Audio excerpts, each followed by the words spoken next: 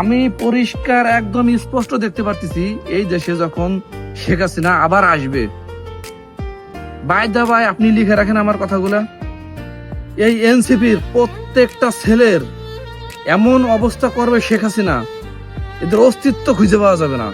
আসসালামু আলাইকুম প্রিয় বন্ধুরা, আজকে যে বিষয়টি নিয়ে কথা বলবো সেটা হচ্ছে এই যে ডিসেম্বর মাসে সাবেক প্রধানমন্ত্রী শেখ হাসিনা দেশে আসবে, এইটা নিয়ে অনেক তোলপাড়, অনেকের আসলে দেখতেছে মাথা ব্যথাচ্ছে। যেমন বিশেষ করে আমি প্রথমে বলবো যে এনসিপিতে যারা আছে, নাহিদ ইসলাম, নাহিদ, সার্জিস, মানে এরা দুজন যে কি শুরু করছে, এদের ভিডিও দেখলে মনে হয় যে হামতাম, মানে কি একটা অবস্থা। ওরা এই দেশের সবকিছু। একটা লোক অন্যায় করছে, সেটা ভুল স্বীকার করবে, স্বীকার করতে আসতে দেন, সমস্যা কি? সে ভারতে যায় কেন, মরে না কেন? সে ভারতের নাগরিক হয়ে গেছে, সে মনে করেন এই দেশের থেকে সে বিতাড়িত হয়ে ভারতে গেছে, তার লজ্জা থাকলে সে এই দেশে আর আসতো না, মুখ দেখাতে পারতো না। এইসব কোন ধরনের কথা? আপনারা তো ভয় পাচ্ছেন কেন? তাকে আসতে দেন।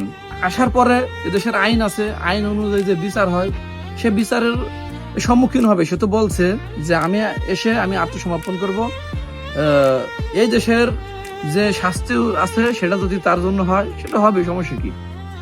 তো আমি পরিষ্কার একদম স্পষ্ট দেখতে পারতেছি এই দেশে যখন শেখ হাসিনা আবার আসবে। বাই দা ভাই আপনি লিখে রাখেন আমার কথাগুলা। এই এনসিপির প্রত্যেকটা ছেলের এমন অবস্থা করবে শেখ হাসিনা, এদের অস্তিত্ব খুঁজে পাওয়া যাবে না। এটা কেন বললাম? আমরা তো ৭১-এর যুদ্ধ দেখি নাই। ৭১ সালের যুদ্ধ যে সকল রাজাকার ছিল, শেখ হাসিনা কিন্তু ২২ সালে সেই রাজাকার ধরে ধরে একটা ফাঁসি দিছে। তাহলে আপনি বোঝেন যে তার বাবার হত্যার বিচার হয়েছে ২২ সালে এসে, আর তারে বিতাড়িত করছে এই দেশ থেকে এনসিপির লোকজন। এখন তো সাধারণ পাবলিকও বুঝছে যে না, শেখ হাসিনা আসলে ঠিক ছিল। তো এখন তো মনে করেন যে মানুষ এখন সবই বুঝছে।